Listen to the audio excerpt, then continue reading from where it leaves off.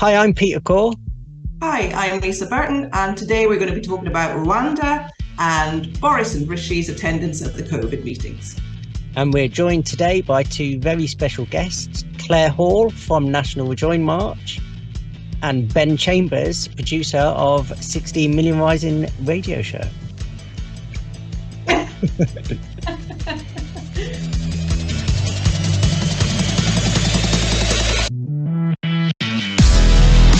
Rejoin Rants.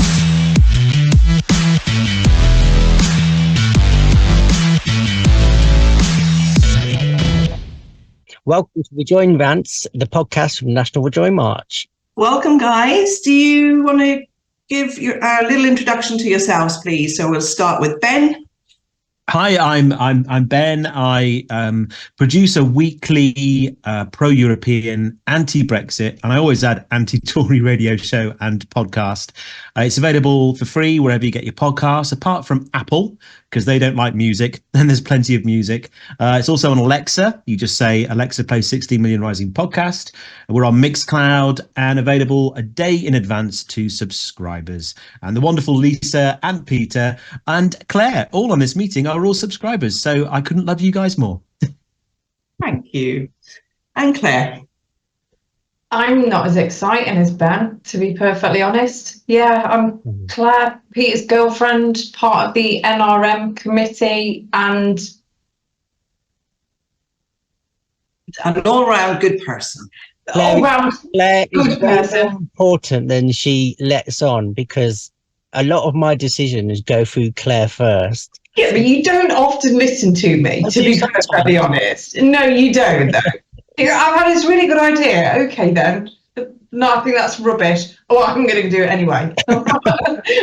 Why ask? I'll have to back Peter up on that. Claire is amazing. She's just one of the loveliest people out there. So supportive, full of great ideas, works her little butt off, and she's just great. So, yeah, of course. So you're taking it from me. You're not taking it from the other half. I get that. There you go. Bants. Yeah. For those who may not know you, you better introduce yourself too. I am really rubbish at doing this sort of stuff. I am Peter Corr. I'm a lorry driver and founder of National Rejoin March, which is all about getting Rejoin on the agenda, then keeping it there until we are back in the EU and doing it forcibly if we need to. And Lisa, tell everyone who you are. I'm Lisa Burton. I'm Vice Chair of a Citizens' Rights and Campaign Group based in Spain called Remain in Spain. I'm a British immigrant. I also live in Spain, but I do have a UK business, and I also sit on the National Council of European Movement UK. We'll start with Rwanda because currently all the MPs are in Parliament discussing this abhorrent policy. So where should we start with that one? Well, I think we should just go through our opinions on it, really. Like you said, they're in Parliament right now. They're going to be voting on it. Maybe we'll have the result before we even finish and we can announce it on the podcast, even though... I was going to say, talk about brilliant timing, Peter. You scheduled this for the most important vote of Rishi's premiership so far, and we're sitting here talking about the weather. Hello? No, but I think the vote's going to go through anyway this time, even if it don't go through on the next reading, because of amendments and stuff, innit? But I just think the whole thing is a complete and utter waste of time, and certainly a waste of money. And the whole reasoning behind it is crap as well. They're talking about it being a deterrent. They're talking about sending 200 people, aren't they? Out of 100,000 people that have come over on small boats. Now that's pretty good chances. I know that if I was coming over on a boat, I'd still take my chances with them percentages. I don't know about you guys. I mean, the one thing we can be sure about with this is that it is performative. It's not something that is intended to be a deterrent. It certainly isn't going after the real criminals in this, which are the gangs of smugglers that operate the small boat system. I mean, like you said, it's 200 a year, I believe, and that's talk about a drop in the ocean. When you compare that to the 170,000 people that are waiting to have their asylum applications processed, it's clearly not going to be a deterrent. It's not going to deal with the problem of the 170,000 people who are waiting to have those asylum applications processed. It's just performative cruelty. It's just nasty. It's mean-spirited. It's embarrassing us on the world stage in a way that you would think, after everything this country has done to itself, we couldn't be any more embarrassed. But it continues. It's like some kind of fungal war that the government just refuses to lance, and it's. I don't know why they're insisting on. He's made this, like, as Beth Rigby's put it today again a number of times, a totemic policy. He's staked his entire premiership on this absurd stop the boats thing, and Rwanda is a big part of that. Only today we heard that one of the people on the Bibi Stockholm barge has lost their life, and I don't know if there's been an update, but I believe from what I've read, there has. It's possibly a suicide.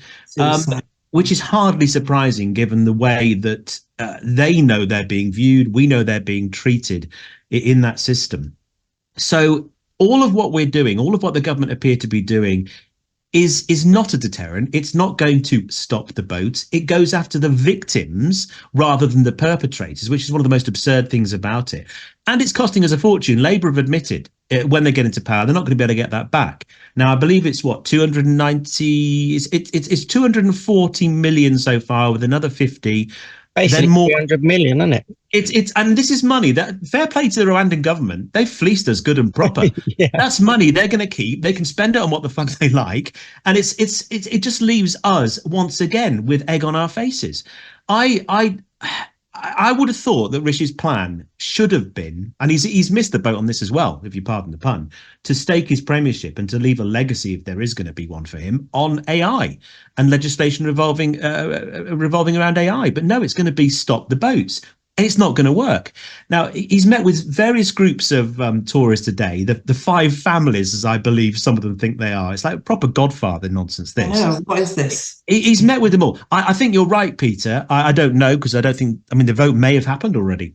Sure, one of you perhaps can keep us up to date, but I think it will go through because it's only a second reading vote. Yeah. I think there'll be a number of key abstentions. I think he's succeeded, from what I've gleaned today, in convincing enough Tories that had doubts either way to abstain rather than to vote against, which means I think there would need to be 56, 57 abstentions for it to fail. If it does fail, that's pretty big, because I believe the last time this happened, it was 1986 to Margaret Thatcher over... I can't even remember what it was now, but I read about it earlier today. But that was the last time a bill has failed at second reading. It doesn't matter if it passes. It's going to cause him all sorts of headaches into the new year, because it's not going to work. All sides of the party know it's just not going to work. It's not going to achieve anything. Even if we get a plane off the ground and send 200 people to Rwanda, it's not going to be a deterrent, because people are going to think the odds are I won't have to go to Rwanda. I'll get to stay in Britain. I'll get to stay in a hotel for several years. Okay, they'll never process my claim. And the more cynically minded might think, great, that's a better life than I was living wherever it was I've come from. You know, Syria, Afghanistan, anywhere, including Rwanda.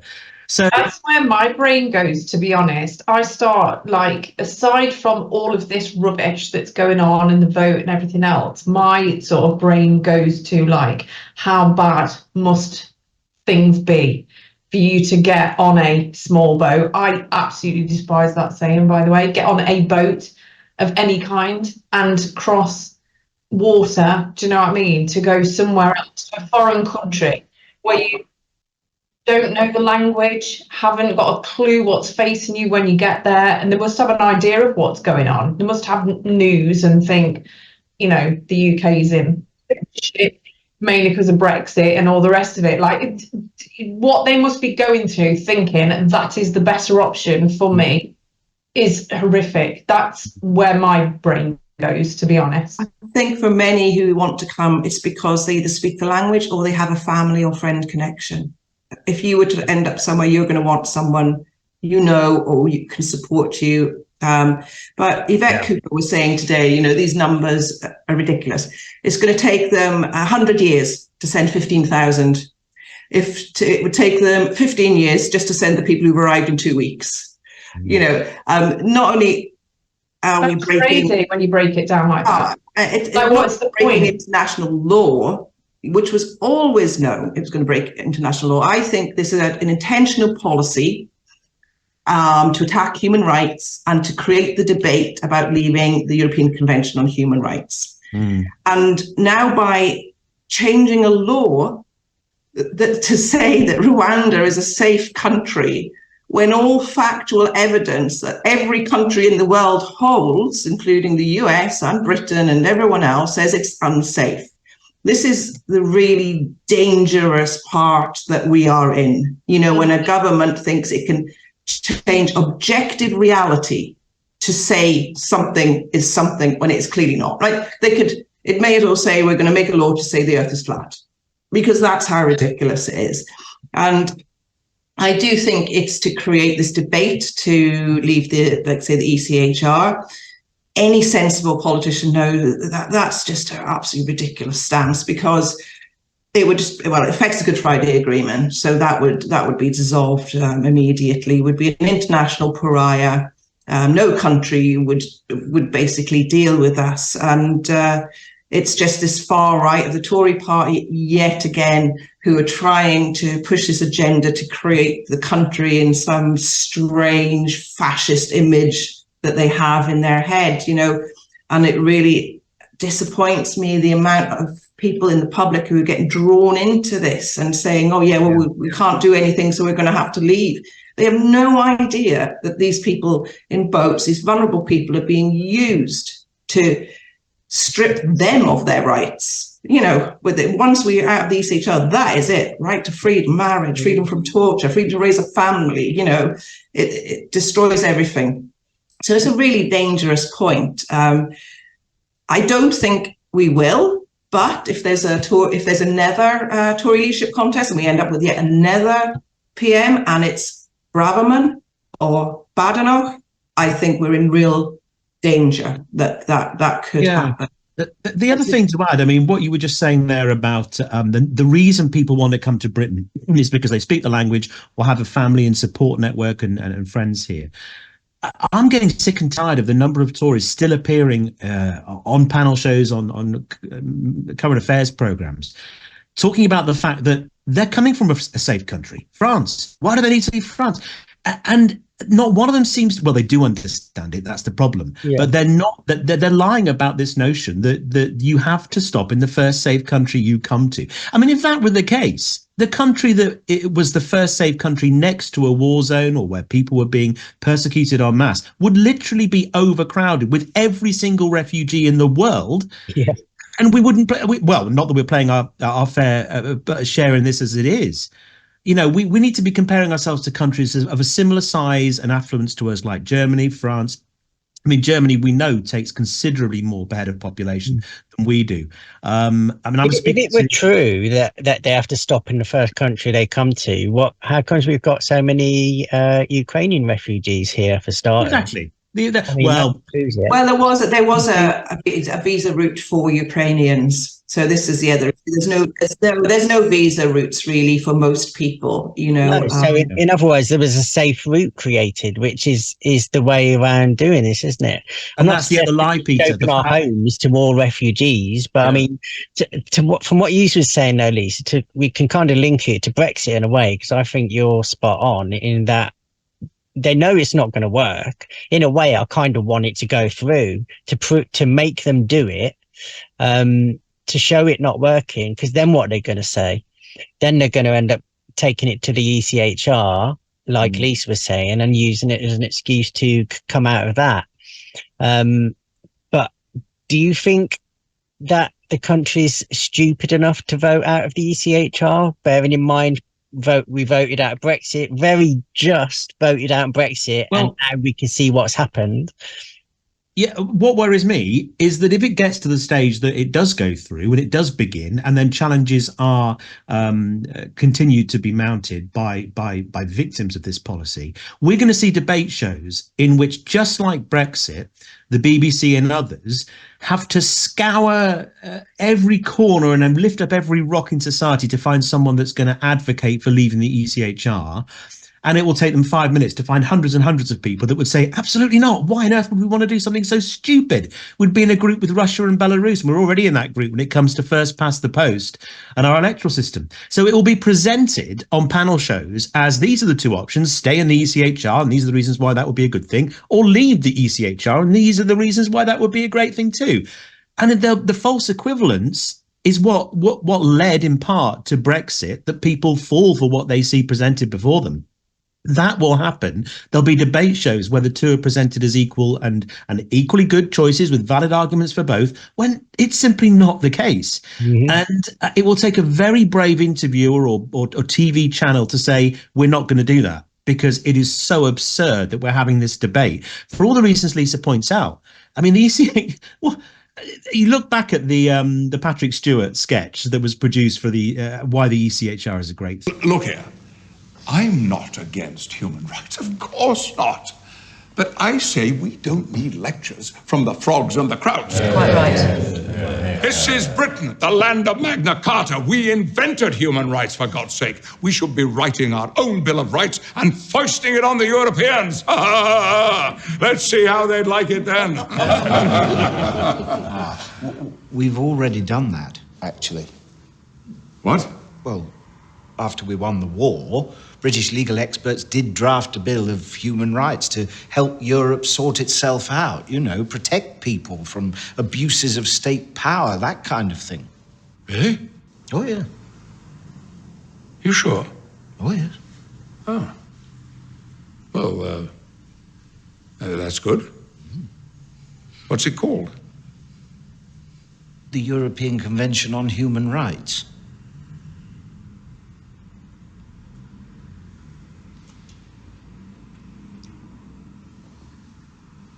Oh, fuck off! And of course, it's got nothing to do with the European Union. So all those EU bashers are going to be thinking, great, another scalp for us there, but it's got nothing to do with it. And once again, the very people who will suffer the most from its removal will be the group that is convinced that it's the best thing to do. Also, one other point I want to make about the Rwanda scheme is that something that hasn't come up in any debates I've heard is that we know Labour, if they get into power, will scrap it. Now, they've accepted they won't get the money back, but they'll scrap it. Now, that's going to happen in less than a year's time.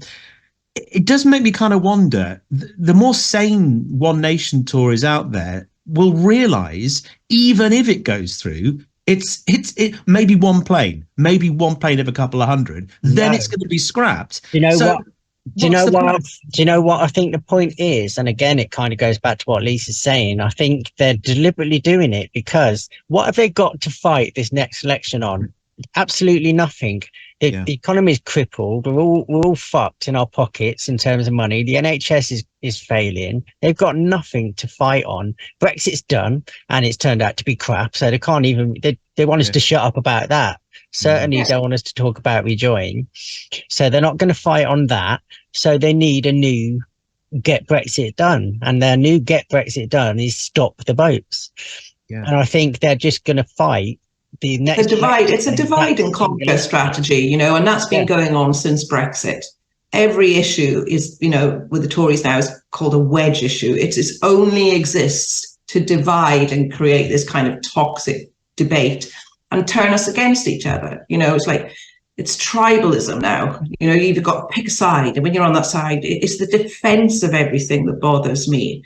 You know, so for example, you know, Gary Lineker spoke up about it, and he's absolutely ripped by the right-wing media, etc. But Theresa May has spoken out on it. Even David Davis has spoken up out about it, and many other Tories. Yet they kind of get a free pass. Yeah, do you know what I mean? It's like only the left-leaning liberal people. The ex-head of the British, the British Army spoke out and signed that same letter as Gary Lineker, but you don't see the Daily Mail going after. The Archbishop of Canterbury. I mean, that poor guy. His job is to be kind. You know what I mean? And he's getting skewered from every angle as well every time he speaks up on it as a Christian. And it's crazy. I mean, even watching a video last week, and even the opposition leader in Rwanda says the country is not safe. And she was saying they're a very poor country. Yeah. They cannot assimilate the refugees that they already have there. And they have over 100,000 refugees in camps. Some of them have been there over 20 years in the refugee camp. So breaking news, by the way. Oh, have you got breaking news? Rishi Claire, Sunak breaking sees news. off. Rishi Sunak sees off rebellion for now as flagship Rwanda bill clears first Commons hurdle. I thought it was. great. So now we can say the majority of the Conservatives believe that they can change the law to change reality. I mean, that's just a great thing, isn't it? It's just unbelievable. It's unbelievable. It's like some weird Oh, hang on, there's some more breaking. utopia or something we're living in. You know? Breaking news: the government has declared that the moon is actually made of cheese. Yes. I was waiting for that one. I knew that. I don't know if you saw George Monbiot. I think I've got his name right on Question Time. The only thing this is giving the working people of this country is to show them that somebody else is worse off than they are, because that somebody is being performatively beaten up by the government. That's the point of the policy. And we have this ridiculous new bill, which is the first one I've ever seen, which tries to legislate the nature of reality. It says, we will legislate that Rwanda is a safe country. Regardless of whether Rwanda is or is not a safe country, we will put it in the law that it is a safe country. You might as well have a bill which legislates that the moon is made of green cheese. We have reached the point now, after 13 years of these fiascos, of total absurdity. I mean, it was one of the better editions of Question Time I've ever seen. And he made a big point about how I think he'd not been on it for 23 years or something, and he probably won't be again. But every word he'd obviously thought long and hard about what he was going to say, and he made sure he got it in there, and he was absolutely brilliant. And he was making that exact same point. It's actually legislating about the nature of reality and saying that black is white, white is black, the moon is made of green cheese. And we've had politicians this week say, no, that's not the case at all.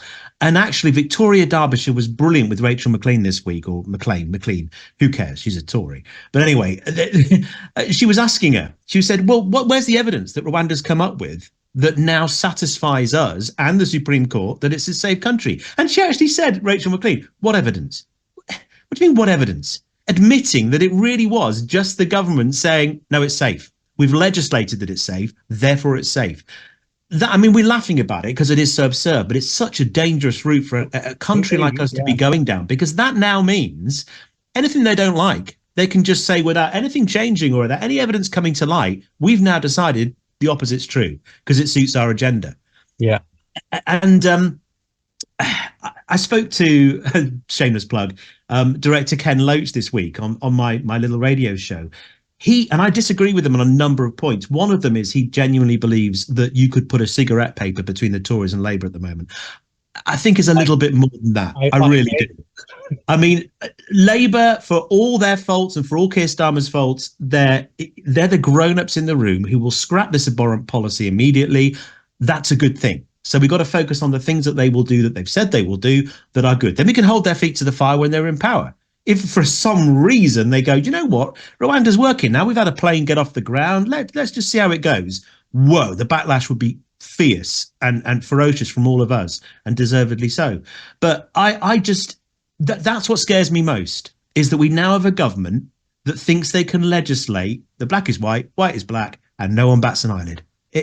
It's incredible. It's also a huge attack on the judiciary system. Mm. You know, it's a government attacking its own judiciary system, you know, and Britain has a world-class judiciary system. It's, you know, I mean, it's looked up to all over the world, and it's all we've seen is them attacking lawyers, lefty lawyers, you know, because you uphold the law or find, you know, loopholes in the law to do what you do, just as everyone does in law, or, you know, the enemy, you know, public enemies of judges. I mean, this is really dangerous territory to go down. And when people say it's akin to Germany in the 1930s, I tend to completely agree. And the further on we go, the closer and closer and closer that rhetoric is getting. I was going to say, the more policies they come out with, the closer we get. It's against refugees. They're harming disabled people because of some of their policies and They'll be gassing him on that boat next. Do you know what I mean? Like, where's at what point do they get to that point? I mean, they've already put them on a boat with Legionnaire disease on it, and one person, bless the soul, have committed suicide because it was so bad on there for them. Yeah, I was hearing today that boat is basically a prison. They've got 500 people living on a boat designed for 200 people. They ripped all of the TVs out of the rooms. They have to. There's a basketball court in the middle of it, but they have to sign to take the basketball. The conditions are unreal on this boat. Do we actually know how many people are on it at the moment? I don't think it's 500. It's nothing like that. No, but that is how many they've kitted. Well, 39 went back on it, I believe. I don't know if it's much more than that are actually on it now. I think it is, I know that 39 went on it originally. Yeah. And it's another one that's cost, how much is it? 1.8 billion? Yeah, but let's not forget that the mooring charges are going straight to Tory donors. Yeah. And that's a big a proportion of the cost. The mooring charges endorse it. And that's going all to a Tory donating company. I can't remember. It's a construction company or something like that. But no, I mean, the amount of money there's so many things wrong with all of this. The money that's being spent on it. The fact that Labour are going to overturn it in 12 months' time at the very most. Yeah. It's so performative. It's so unnecessarily cruel. And like Peter says, they've got nothing else to go to the next election with, apart from culture wars, which they're manufacturing by being dishonest.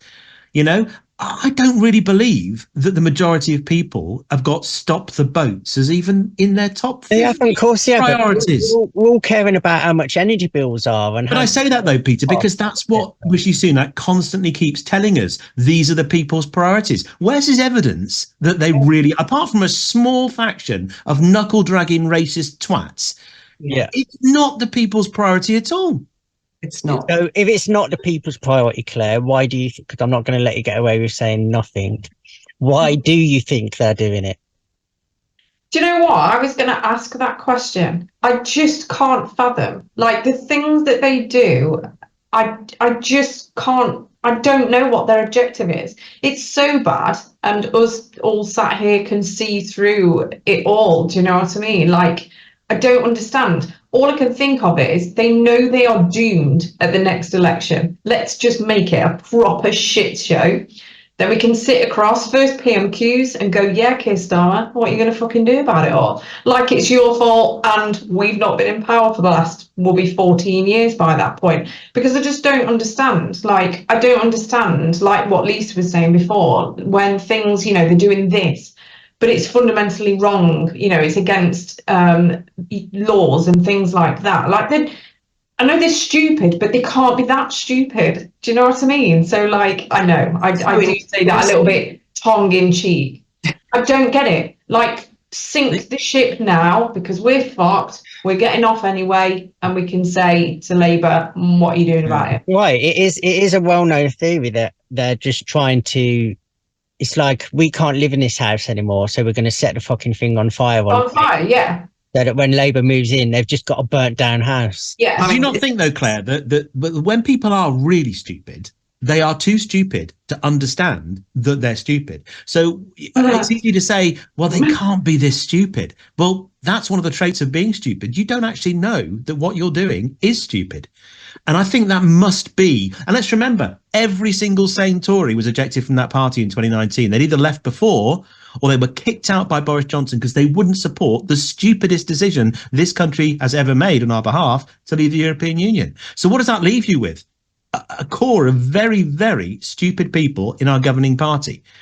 And they will make stupid decisions. Yeah.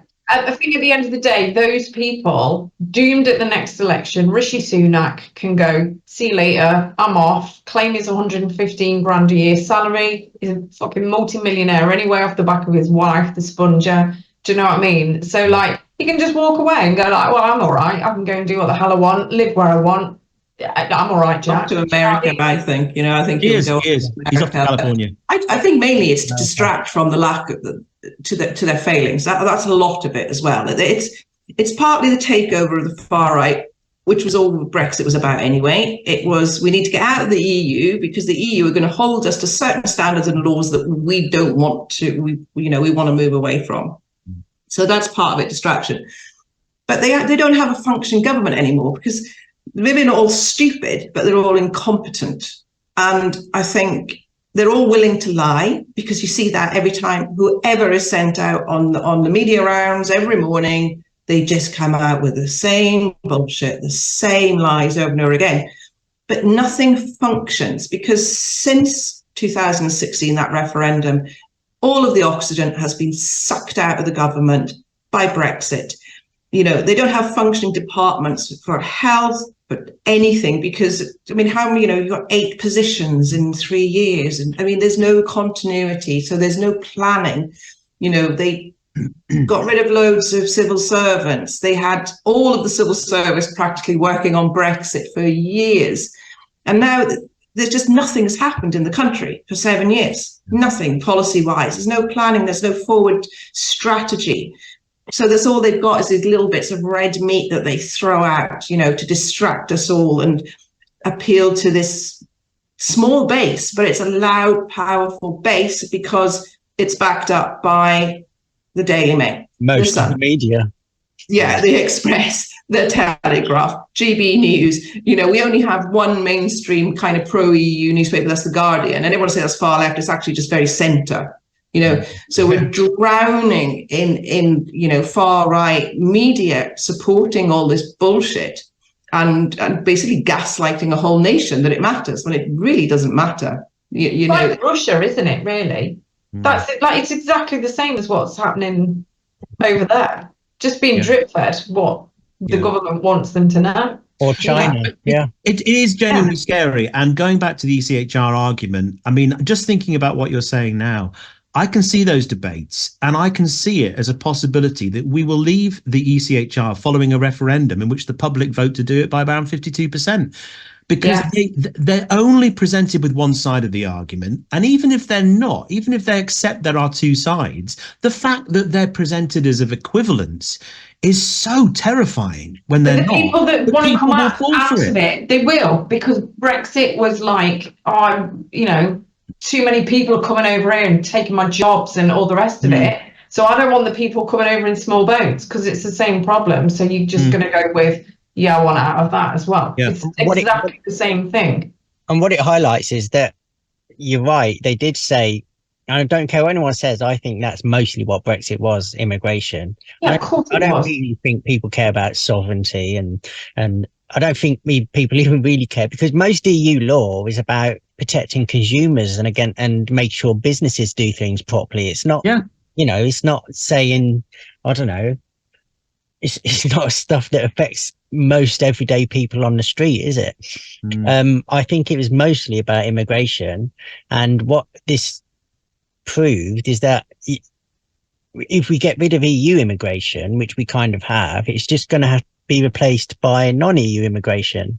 And that's exactly what's happened, because we do need immigration in this country. And I think immigration is a good thing, to be honest. It is a good thing, but the reason why we need so much of it, probably more than most comparable countries, is because of what Lisa Burton said just then, that for 7 years, the government and Whitehall and the civil service have been paralysed because they've had no opportunity to think about anything other than Brexit. Yes, sure. Then we had COVID like everyone else did. So that's 2 years down the drain.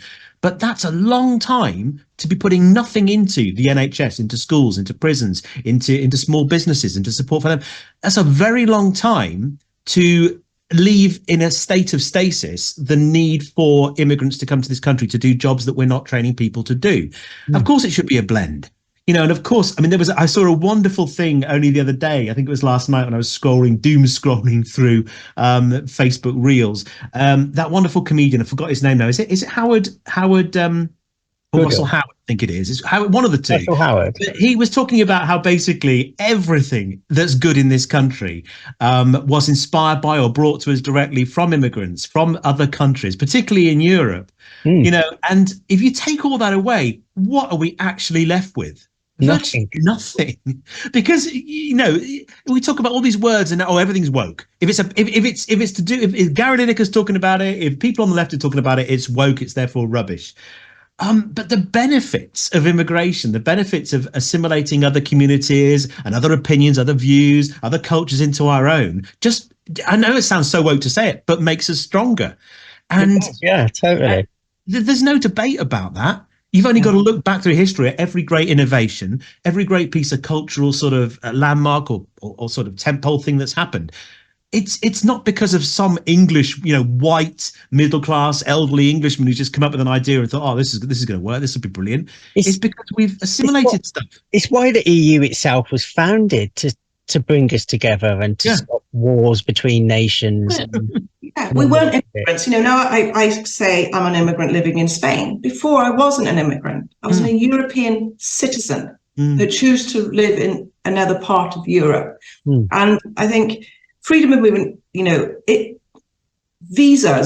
work visas will never replace freedom of movement because, for one, look at all the countries, they're so close. 2 hours on a plane, 3 hours on a plane, 4 hours on a plane.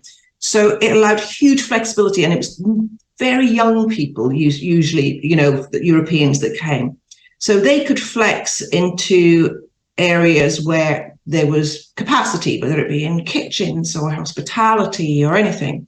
Now you want a visa, you have to find a specific job with a specific employer and apply for that specific role. If that doesn't work out, you're screwed. You're stuck with that employer. So you're really open to abuse as well. Yeah. It's terrible like that.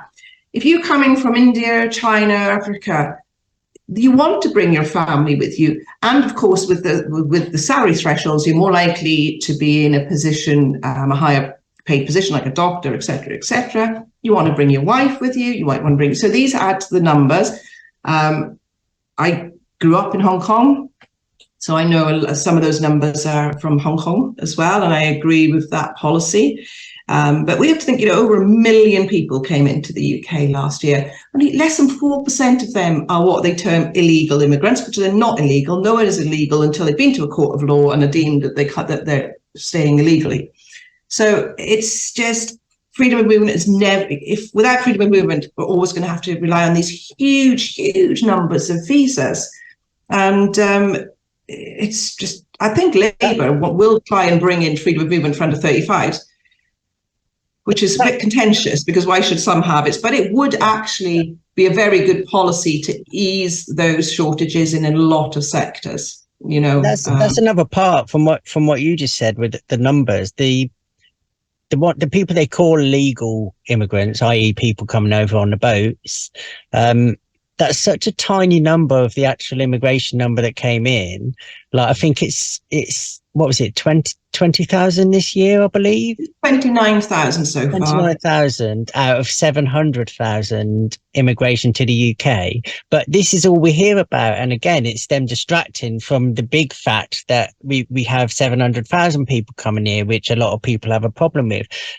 By the way, I think the only reason people have a problem with it is because of a lack of housing and a lack of infrastructure, and they're really distracting from the fact they're not building council houses and other kinds of housing and investing in funding the NHS properly. Now, if all was funded properly and we did have houses and that, I don't think anyone would have a problem with immigration, apart from racists, which I still even now refuse to believe that there's a big percentage of British people who are racist, who are just full-on racist. I just don't believe that, really. And again, it goes back to what Lisa just said about the 7 years of inaction from government because of Brexit. It's such an ironic sort of circular argument, isn't it?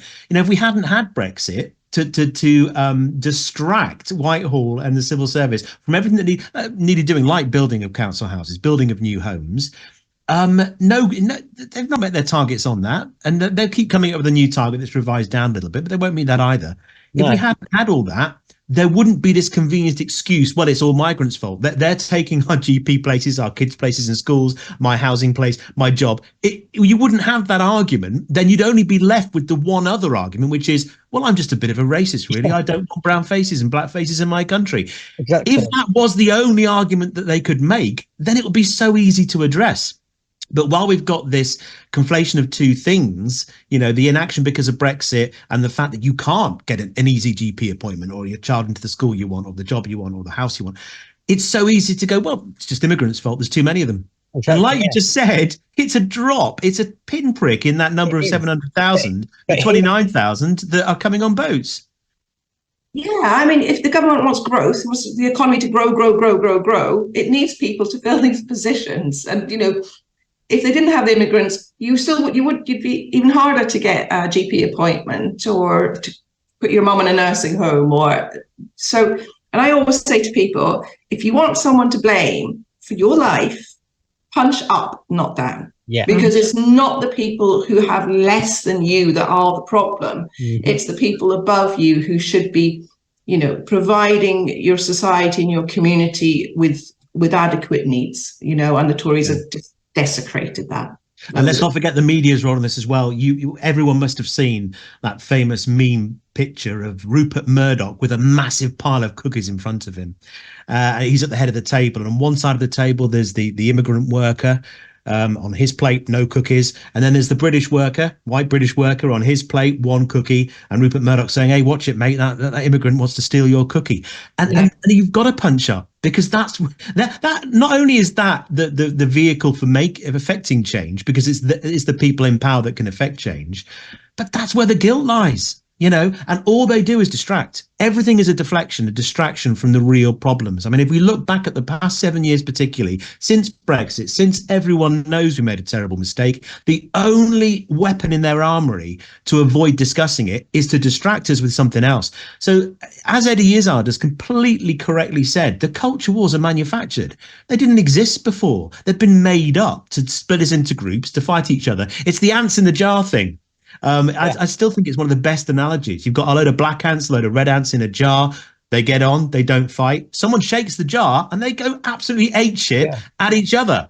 They think that, you know, each other is the problem. It's not. It's the person that shook the jar. And find out who shook the jar. That's from Peaky Blinders. That is. I'm sure it's been used in many cultural TV shows. But that's the government that's doing that. They are shaking the jar. We would get on. You know, we really would. Things would click along quite nicely. But someone comes along, shakes the jar, tells you, hate that lot over there. Oh, and by you, that lot over there, you hate the other lot. And it works. Mm-hmm. And I can't believe it still works. And this is what's frightening. You talk about 1930s Germany, but and no one is suggesting we're heading down exactly the same route. But surely, if that taught us nothing, it should have been that when the signs start to emerge in their early stages, you jump on them straight away. You don't let them develop to the next stage. Look where we're at now. There's a list, I think, of 10 signs of fascism. All but one or two of them we can tick nice and easily in this country. And that is terrifying. It really, really is. I think that's a really point to make, and to leave with the Rwanda policy and immigration, because we could talk about that for hours. Yeah. So... And maybe we'll talk about the benefits of immigration another time, and have a kinder conversation about immigration. So let's move on to the farce that is the COVID inquiry. Well, it's not a farce, it's a very important piece of work, but the farce of watching these people give evidence with their very selective memories, you know. So we've seen Rishi, we've seen Sunak. To me, what stand out about those two is that I wouldn't like to say collusion here, because that's a really strong word, but I feel that there's been a bit of collusion going on between them, because their answers are so similar in the same areas. You know, it's like, oh, I don't recall that, and it's over the same meeting sometimes, and things. So and this WhatsApp message thing, it's just mind-blowing that they expect us to believe. No, I think they've taken out a risk. Right, they know that I'm going to be lying by saying I've lost my WhatsApp message, but it's far better than them seeing what's on my WhatsApp messages. You know, that's the risk that they've taken here. You know, and Rishi Sunak was told he was never asked to keep his WhatsApp messages. Never. Sorry, I don't recall that. But we've already heard, we know that Simon Case, I think, and then the former private secretary to Johnson, that there was communications where they said to Johnson, you do realise you have to keep these messages because in case there's a COVID inquiry. So he was at least told. And I want to know, like, how do they know he had 5,000 messages missing in? I mean, that's a lot of messages. How do they know it's 5,000, for example? And why haven't they got a tech expert at the inquiry to tell the British people how stupid they're being treated by, these two, the top people in government at the time, Boris Johnson and the Chancellor of the Prime Minister and the Chancellor of the it's not parody. even that right. It's annoying, it's just. Sunak says he's changed phones multiple times and his messages didn't come with it. I've changed my phone, by the way. I don't know how to back up WhatsApp, and I can see my messages on WhatsApp from years ago. Yeah. But anyway, he says that he can't find the messages from the beginning of the pandemic because they didn't move on to his new phone. Then how comes he took the COVID inquiry to court to say that they couldn't have the messages from that time period? Why did he do that if he didn't even have them anyway? He did take them to court, but I'm not sure if that was over COVID messages. Was that not over something else?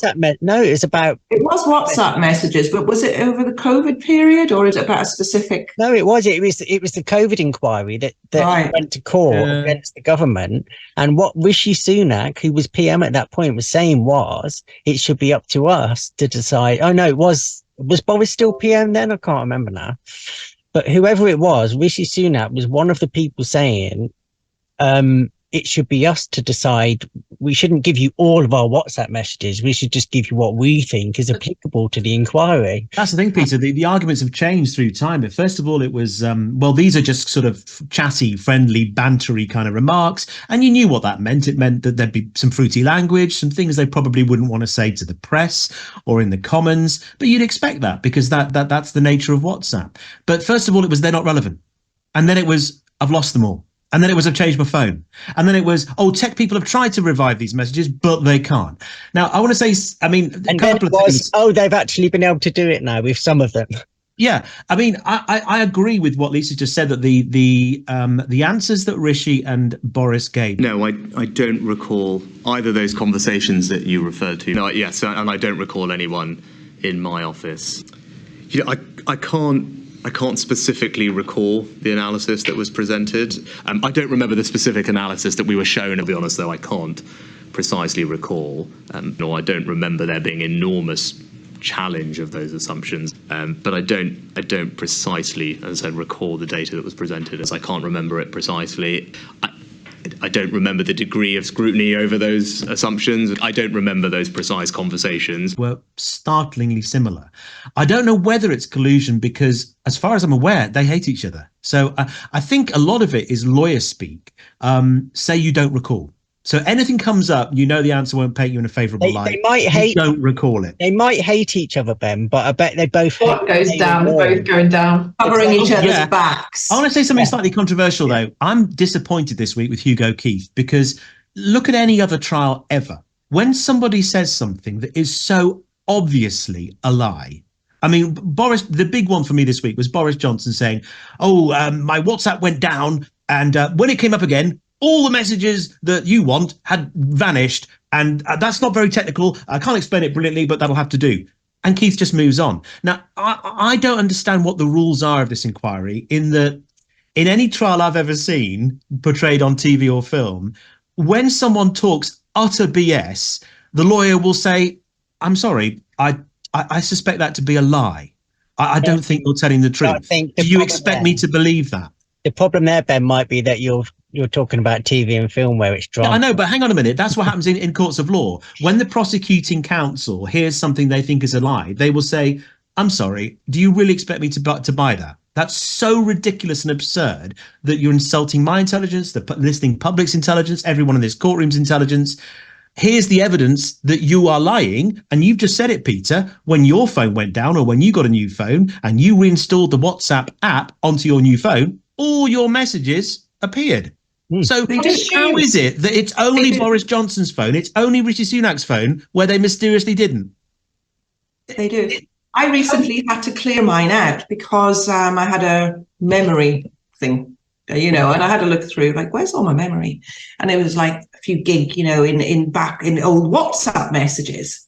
And I was like, Jesus Christ, they go back for years. And I've changed my phone several times, So I think I deleted like from 2017 to 21 or something like that, you know. So it's just utter bullshit. It is. And That's why I think you keep us too soft on them.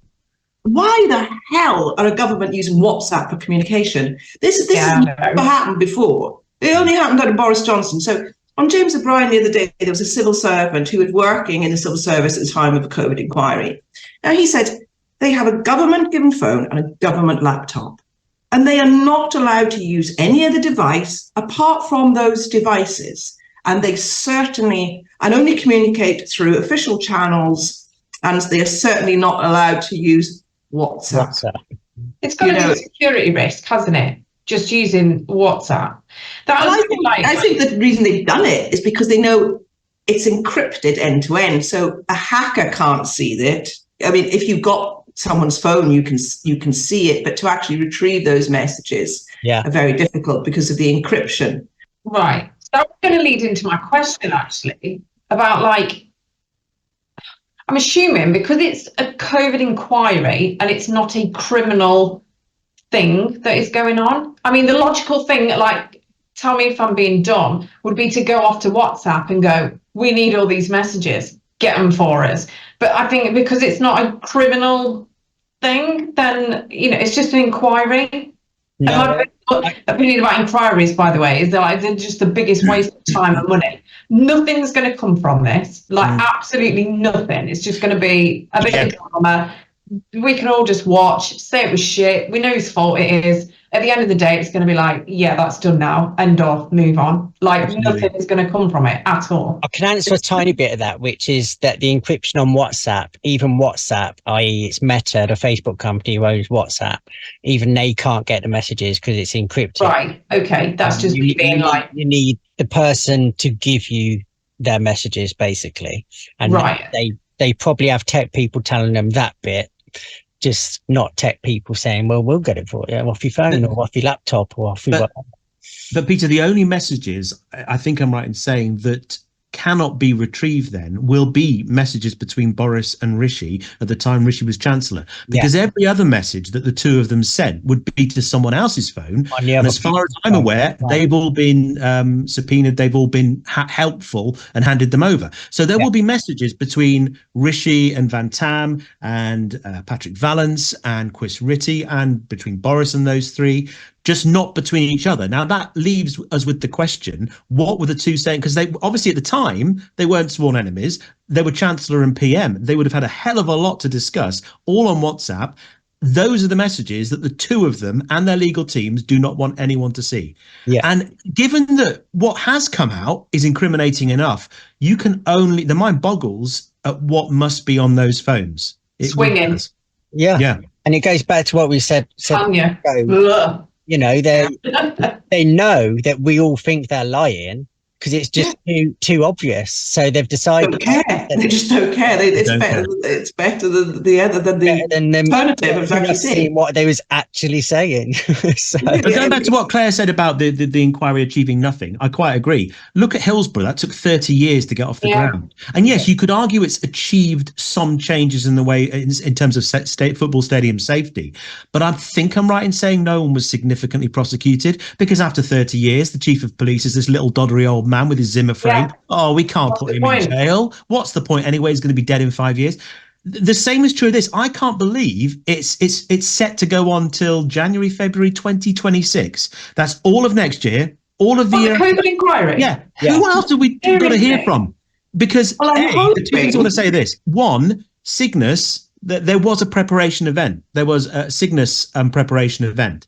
So it wasn't that we were staggeringly unprepared. We were as prepared, probably better prepared than most other countries in our sort of wage bracket, if you like. It wasn't that. It was the caliber of people making the decisions at the top who were there because of Brexit that left us in the shit. You know, the very people that Boris had selected as Brexit backing, Boris backing and loyal MPs and cabinet members and ministers, they were the people making all the decisions. A, they were stupid. B, they were incompetent. C, even if they weren't stupid and incompetent, they didn't care anyway. They really didn't care. Rishi is going to be soaking it up, living the life of Riley in California in 12 months' time, 14 months' time, and he won't have to give a toss about any of this. You know, he'll be doing what David Cameron was doing for the last 7 years, raking in even more money. They don't care. They're not even very good at pretending to care. Rishi, when he done his apology, halfway through it, he sounded bored. It was like, sorry about all the people and blah, blah, blah. He might as well have said blah, blah, blah. No, it's like no emotional intelligence in any of these people either, is there? They're just like, most of the COVID inquiry, I mean, it's about years, and I know it's supposed to learn lessons, etc., etc.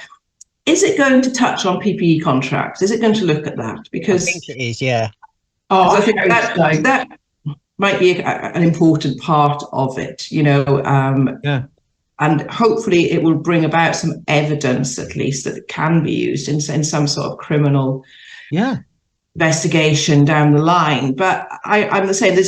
If we didn't have, I think what's going to come out of it is, to the general public, just don't vote in dickheads, then you wouldn't have ended up in this situation, you know, because if they had been serious politicians in there, you know, it wouldn't have been not been great, but it would have been a hell of a lot better. And I mean, I was in Spain here at the time when COVID broke out, and I'm sure you can remember the scenes from Italy. So it hit Italy first, and then Spain, and really hard 3 weeks before the UK. And it was like they knew what was coming. They could see what it was doing, and this arrogance, this kind of weird British exceptionalism that thought it won't be like that for us, you know. It's a virus. Boris even said them words out loud at the inquiry. He said the reason we weren't doing things early and we should have done. He admitted, to be fair, he admitted that we should have been doing stuff earlier, but he actually said out loud, if you look at some of the clips, I'll put some in now. He was saying that the reason we didn't is because people hadn't seen this kind of pandemic in our lifetime, and people in Whitehall and that just didn't believe it was going to get to us somehow. Like literally English exceptionalism, saying, well, the pandemic will get. And Britain's an island, you know, it's an island. It would be so easy to close the borders, you know, it would have been so easy. And I know everyone doesn't believe in lockdowns, and there was damage done through lockdowns, and sort of people's mental health, you know, and all that has to be weighed up. I mean, here in Spain, we had one of the hardest lockdowns in the world that probably breached some human rights, I'm not going to lie, because we were locked down for, I think it was 10.5 weeks. We weren't allowed out the door, even children. We weren't allowed out to exercise. One person per household could go to the shops, the pharmacies, but we shut down distribution. Everything shut down. However, there was only one lockdown. You know, schools went back to normal. Bars opened, restaurants opened, businesses opened. So it wasn't this tiers and these ups and downs and flexes. You know, it was lockdown and reopen. There was certain, you know, 40%, 50% capacity in restaurants, blah, blah, blah. But that was it. We just had to lock down that once. So mentally, and it was very hard on people. But it was those 8 weeks, and then we were out basically of lockdown. And here in Lanzarote, I've got to say, it was easy because we could go outside. But I remember the first time we were allowed to go out to exercise, and they had times for different age groups, and our age group was like 7 till 9 at night or something like that, 7 till 10. And we have an avenida at the front of the house. We went out there, and of course, we hadn't seen people for weeks, you know. And I remember when I saw the kids across the road out for the first time, I was crying because I was like, oh my God, I haven't seen children for 2 months. Literally, it was just so cool. The people are cycling and running and breathing all over you, and it was just weird, you know. It was very strange.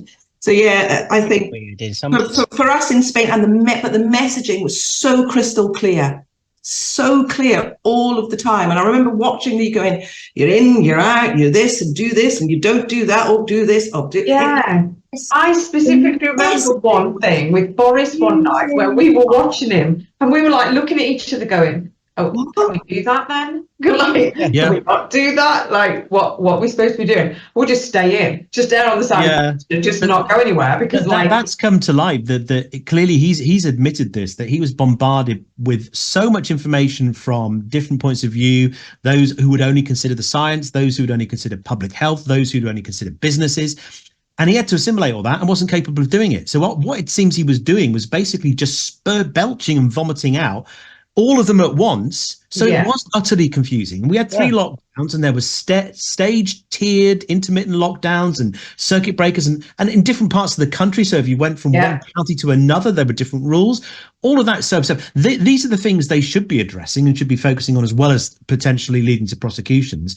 But going back to what Lisa said about the necessity of lockdown in the first place, have they not, or will they not be looking at other countries like Thailand, I think South Korea, countries that didn't actually impose a full lockdown because they had an excellent and working test and trace system? Now, I obviously 2 people I want to see on that stand, Michelle Mone and Dido bloody Harding.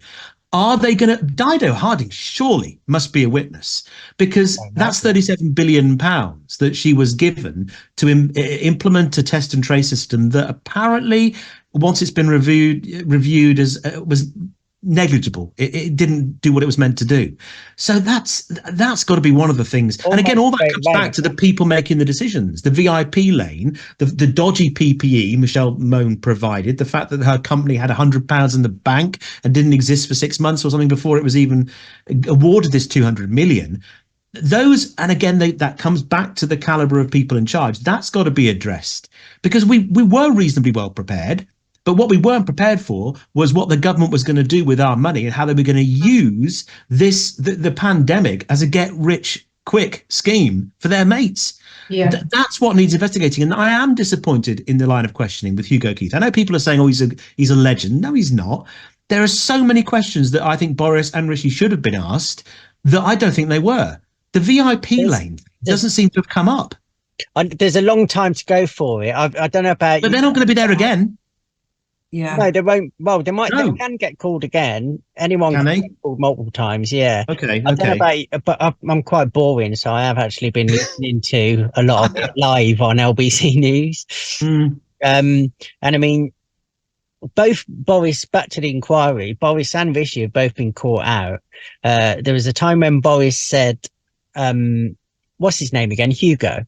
It's Hugo Keith. Hugo Keith. Hugo asked him if he'd been told something directly, and Boris said no.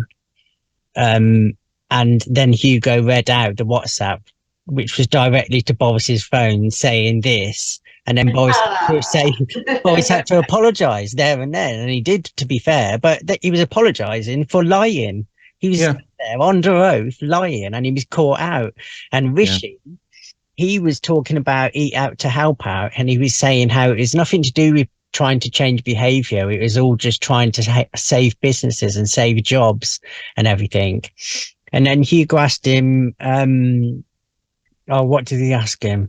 I can't remember the question now, but Rishi's answer then went on to talk about, I remember now, Rishi, he said, well, if it was just about saving jobs and businesses, why didn't you continue Eat Out to Help Out? Why did it stop?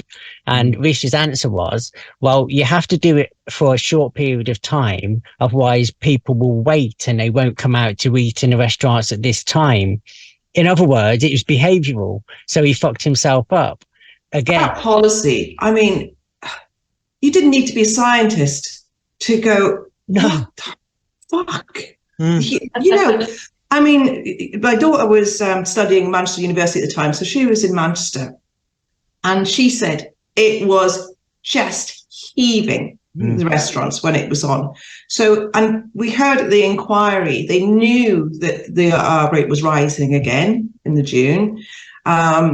Rishi says, I don't recall seeing the documents where Valence and Sage basically had said it was a really high risk strategy. I mean, you don't need to be a scientist to think that you put people in an enclosed room and it will spread COVID faster. And then these people go out into the community and spread COVID. I was just gobsmacked that they thought that this thing was a good thing. You know? Lisa, but going back to the questioning again, Van Tam, Whitty, and Valence all said they weren't consulted about Eat Out to Help Out. No. And they literally were the science. These are the top 3 science bods in the country, all said we weren't consulted. In fact, one of them, I believe, said the first he heard, it was Valence, the first he heard about it was when it was announced on TV.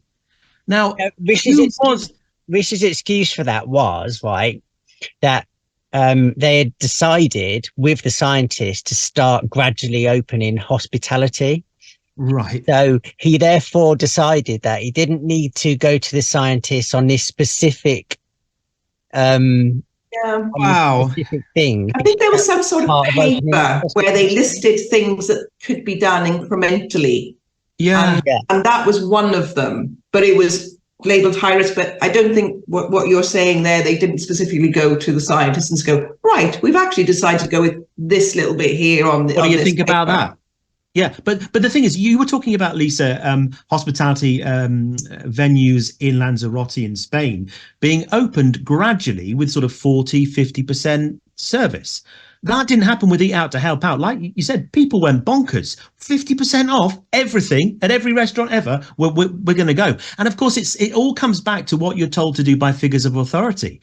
Because even if the R number was rising, even if it was a dangerous policy, the fact that those in authority, and we assumed the science, in inverted commas, all said, oh, it's fine. This is completely okay. COVID's still here, but weirdly, it won't affect you if you go to one of the restaurants listed in the Eat Out to Help Out scheme. So just go, spend your money. People will believe what they're told by people in authority. And it all comes back to the same issue. We have got to find a way of ensuring that people with no skill set, no talent, no empathy for other human beings are able to get to positions of such authority again. Chiefly Boris, but there are others. Look at Matt Hancock. Totally unsuited to the role that he had. And until we've addressed that fundamental problem, people will get to positions of authority, tell us what to do, and the people that don't think much will just say, yeah, fine, great, we can do that then. I think all the government need to do to solve all of this, right, is to add an amendment to the Rwanda policy that says also everything we did for COVID was spot on and COVID didn't exist and nobody died. Yeah, why not? I think we've probably spoken about this topic for enough now. Is there any final thoughts you want to say about the COVID inquiry, Claire? Let the bodies pile high. Let the bodies pile high. Yeah, old people have had a good enough innings anyway. I know they're going to die soon anyway. Eat Out to Help Out. My final thought would just be, we now know enough. We've heard enough to at least send a file to the CPS so that a couple of people at least can face some serious charges. Gross negligence in public office, manslaughter in public office, whatever they are. I mean, what more do we need? Yep. As I said, we're living in a political dystopia. Totally. Yeah, Supertansky's spot on. Yeah. Well, thank you both. You've been great guests. Thank you for joining us and giving us a practice. Always. Thanks for watching it. Thanks for coming along, you guys, and thanks Lisa for hosting the show with me. And you enjoyed it. Thanks to everyone for listening and watching. Hit subscribe, like, and all that stuff, and you'll get notified on the next episode. See you next time. Bye. Bye, guys. Bye.